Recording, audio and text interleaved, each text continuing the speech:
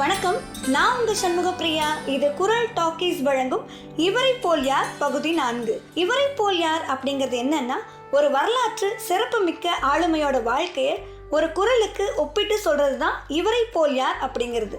அந்த வகையில் இன்னைக்கு அதிகாரம் 24 புகழ் அப்படிங்கிற அதிகாரத்திலிருந்து குரல் எண் 231. ஈதல் இசைப்பட வாழ்தல் அதுவல்லது ஊதியம் இல்லை உயிர்க்கு. ஏழைகளுக்கு கொடுத்து உதவுறது மட்டும்தான் இனிமையான வாழ்க்கை. அப்படி கொடுக்கறதுனால வரக்கூடிய புகழ் தான் ஒரு உயிருக்கு பயனாக இருக்க முடியும் அப்படிங்கிறது தான் இதனுடைய பொருள். இந்த குரலுக்கும் குரலுக்கேற்ற பொருளுக்கும் ஏற்ற மாதிரி ஒருத்தரை பற்றி சொல்லணும்னா, நாம் ஒரு சில நல்ல மனிதர்களை பார்க்கும்போது என்ன தோணும்னா, நம்ம வாழ்க்கையில் அவங்கள முன் உதாரணமாக வச்சு நாமளும் இந்த மாதிரி நடக்கணும் அப்படின்னு தோணும். ஆனால் இவரை பற்றி நம்ம கேள்விப்படும் போது நம்ம எல்லாருக்குமே ஒரே மாதிரியான எண்ணம் தான் தோணும். இப்படியெல்லாம் நம்மளால இருக்க முடியுமா? இப்படியெல்லாம் எளிமையாக இந்த உலகத்தில் வாழ முடியுமா அப்படிங்கிற கேள்வியை நம்மளுக்குள்ளே எழுப்போம். ஆமாங்க, இவர் வாழ்நாள் முழுமைக்கும் மகிழ்வாக வாழ இவங்க அம்மா சொல்லி கொடுத்த 3 வழிகளை தாரக மந்திரமாக கடைப்பிடிச்சிட்டு வாழ்ந்துட்டு வர்றாரு. தமிழ்நாட்டில் ஒரு கடைக்கோடி குக்கிராமத்தில் பிறந்த ஒருத்தரை அமெரிக்காவோட பில் கிளின்டன் சந்திக்க விருப்பப்பட்டிருந்திருக்காரு. பாலம் அப்படிங்கிற அமைப்பை நிறுவி இன்னைக்கு வரைக்கும் சமூக சேவை செஞ்சுட்டு நம்ம கூட வாழ்ந்துட்டு வருபவருமான பாலம் கல்யாண சுந்தரம் ஐயா பத்தின பதிவை தான் பார்க்க போறோம். திருநெல்வேலி மாவட்டத்துல நாங்குநேரி தாலுக்கால களக்காடு அப்படிங்கிற பஞ்சாயத்துக்குட்பட்ட மேலக்கருவேலங்குளம் அப்படிங்கிற குக்கிராமம் இருந்தது. ஒரு 35 வீடுகள் மட்டுமே இருக்கிற அந்த ஊர்ல சாலை வசதி கிடையாது, மின்சார வசதி கிடையாது, பள்ளிக்கூடம் கிடையாது, ஏன் ஒரு தீப்பெட்டி வாங்கணும்னா கூட அவங்க ஒரு பெட்டி கடை கூட கிடையாது. அப்படிப்பட்ட கிராமத்துல தான் 1940ஆம் ஆண்டு ஆகஸ்ட் மாதத்துல நம்ம கல்யாண சுந்தரம் பிறந்தாரு. இவருக்கு ஒரு அண்ணனும் இருந்தாங்க. இவங்க அப்பா பேரு பால்வண்ணநாதன், இவங்க அம்மா பேரு தாயம்மாள். கல்யாண சுந்தரத்தோட அப்பா ஒரு நேர்மையான மனிதரா இருந்திருக்காரு. அதுக்கு ஒரு உதாரணம் சொல்லணும்னா, இவர் ஒரு கோவிலோட அறங்காவலரா இருந்திருக்காரு. அப்போ அந்த கோவில்ல இருந்த பலா மரத்துல வந்த பலாப்பழத்தை அவர் வீட்டுக்கு கொண்டு போய் அந்த கோவில்ல வேலை செஞ்சுட்டு இருந்தவர் கொடுத்திருக்காரு. அந்த பழாப்பழத்துல இருந்த 2 சுளைகளை எடுத்து தாயம்மாள் சாப்பிட்டுட்டு தன்னோட குழந்தைகளுக்கு கொடுத்திருக்காங்க. இதை பார்த்த பால்வண்ணநாதன், இது கோவில் சொத்து, கோவில் சொத்துல இருந்து எதையும் வீட்டுக்கு பயன்படுத்தக்கூடாது, இது ஒரு குற்றமா நினைச்சு அதுக்கு பரிகாரமா அவரோட வயலை கோவில் பேர்ல எழுதி வச்சுட்டாராம். இப்ப அந்த நிலத்தோட மதிப்பு பல லட்சம் இருக்குமா. ஆனா அப்படிப்பட்ட நேர்மையான மனிதர் கல்யாண சுந்தரம் 10 மாத குழந்தையா இருக்கும் போது இறந்துட்டாராம். அதுக்கப்புறம் இவங்க அம்மா இவரையும் இவங்க அண்ணனையும் வளர்த்திருக்காங்க. உதவிக்கு இவங்க பாட்டியும் இவங்க வீட்டுலதான் இருந்திருக்காங்க. இவங்களுக்கு கொஞ்சம் வசதி இருந்தாலும் இவங்க வாழ்வாதாரத்துக்கு ஒரு இட்லி கடை வச்சு நடத்திட்டு வந்திருக்காங்க.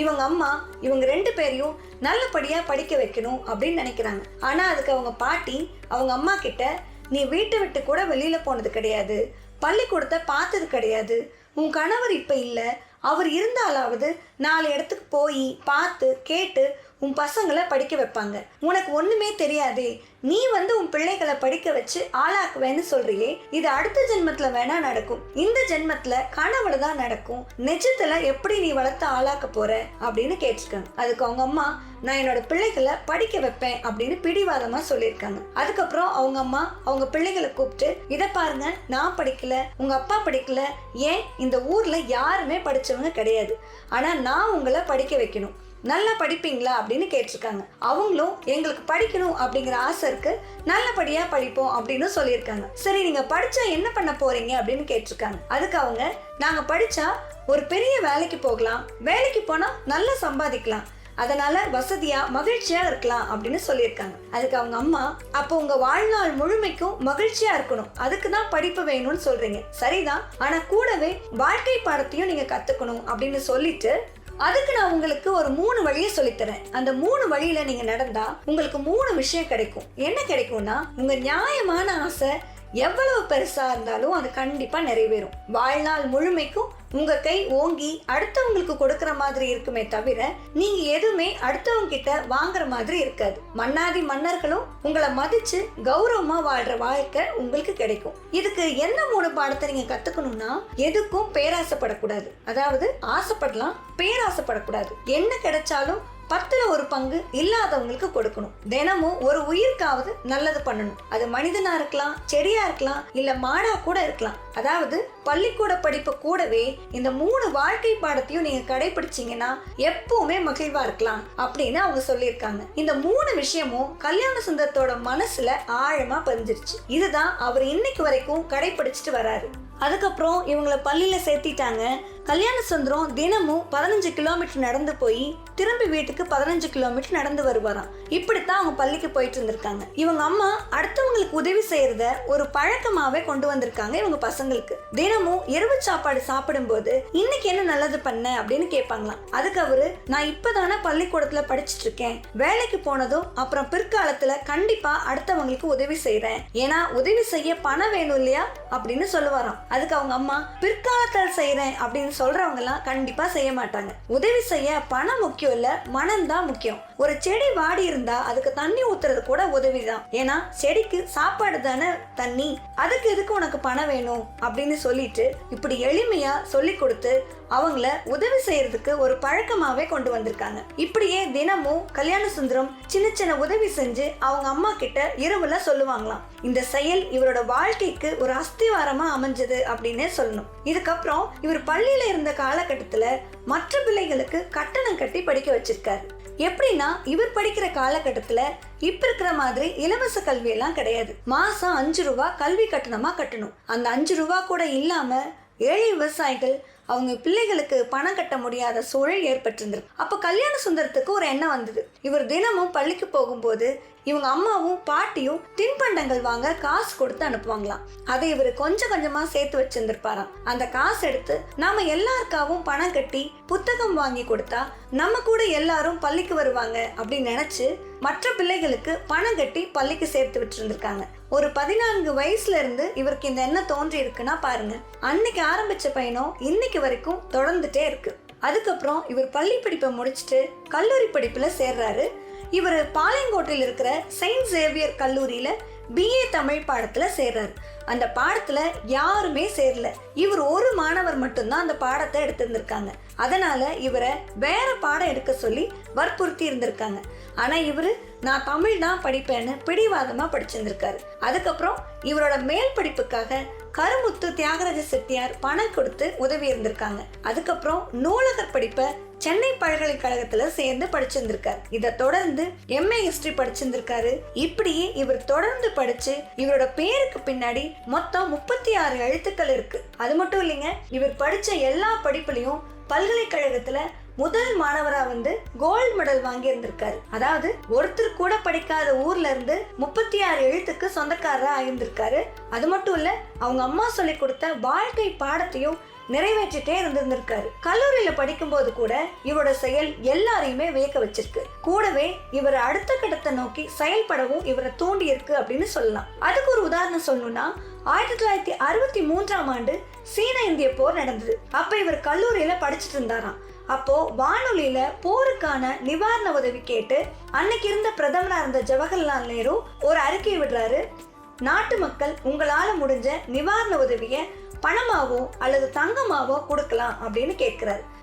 அதை கேட்டுட்டு இருந்த கல்யாண சுந்தரம் அடுத்த நாளே அப்ப முதல்வரா இருந்த காமராஜர் கிட்ட போய் அவர் போட்டுட்டு இருந்த 8.5 பவுன் தங்க சங்கிலிய கொடுத்திருக்காரு. இதை பார்த்து எல்லாருமே பாராட்டி இருந்திருக்காங்க. இந்த செய்தித்தாள்ல வரணும் அப்படிங்கிறதுக்காக காமராஜர் பத்திரிகையாளர்களை சந்திக்க சொன்னாராம். அப்போ ஒரு பத்திரிகையாளர் இவரை பார்த்து கேட்ட கேள்வி இவரோட மனதுல ஒரு தாக்கத்தை ஏற்படுத்தி இருக்கு.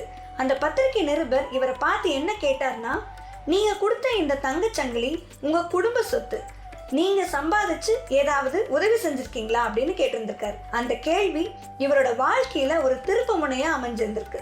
அன்னைக்கு முடிவு பண்ணியிருந்திருக்காரு, நான் சம்பாதிக்கிற பணம் முழுதும் ஏழைகளுக்கு தான் கொடுப்பேன் அப்படின்னு நினைச்சிருந்திருக்காரு. கல்லூரி படிப்பும் முடிஞ்சது.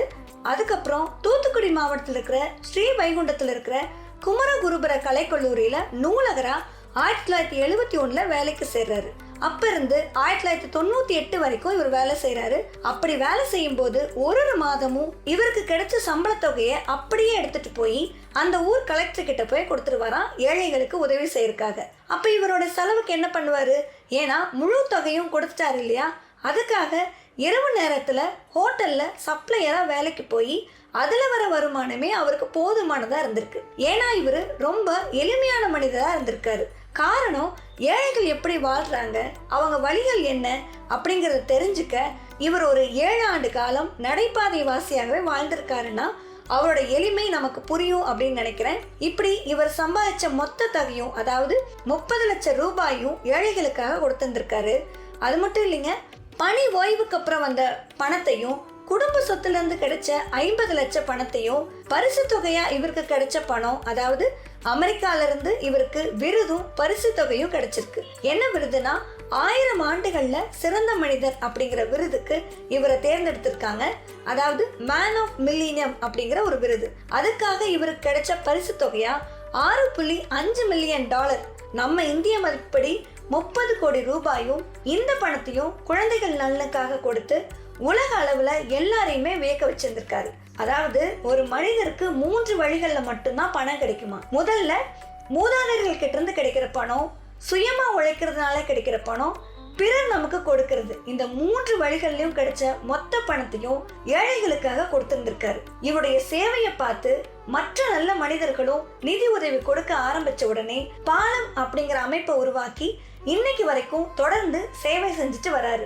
அது மட்டும் இல்லைங்க, அமெரிக்கால இருந்து பில் கிளின்டன் இந்தியா வந்தப்போ 2 பேர்த்த சந்திக்கணும் அப்படின்னு ஆசைப்பட்டிருந்திருக்காரு. ஒருத்தர் முன்னாள் ஜனாதிபதி டாக்டர் APJ அப்துல் கலாம், இன்னொருத்தர் நம்ம பாலம் கல்யாண சுந்தரம் ஐயா. கேம்பிரிட்ஜ் பல்கலைக்கழகம் most notable intellectual in the world அப்படிங்கிற பட்டத்தை இவருக்கு வழங்கி இருந்திருக்கு. கூடவே நூலகத்துறைக்கு நோபல் பரிசு அப்படின்னு இருந்தா அதை வாங்கக்கூடிய தகுதி இவருக்கு மட்டும்தான் இருக்கு அப்படின்னு சொல்லியிருந்திருக்காங்க. அதாவது வாழ்நாள் முழுவதும் அவருக்கு அப்படின்னு 1 சென்ட் நிலம், ஒரு ஓலை குடிசை, $1 கூட தனக்கு வச்சுக்காம, நாட்டு மக்களுக்காக திருமணம் கூட செஞ்சுக்காம அவரோட வாழ்க்கையை தியாகம் செஞ்சிருக்காரு. ஏழைகளுக்கு கொடுத்து உதவுறது மட்டும்தான் மகிழ்ச்சியான வாழ்க்கை அப்படின்னு பாலம் கல்யாண சுந்தரம் ஐயா நம்ம கூட வாழ்ந்து காட்டிட்டு இருக்கிறாரு. அப்ப கண்டிப்பா இந்த குரல் இவருக்கு பொருத்தமா தானே இருக்கும். ஈதல் இசைப்பட வாழ்தல், அது வல்லது ஊதியம் இல்லை உயிர்க்கு. நன்றி, வணக்கம்.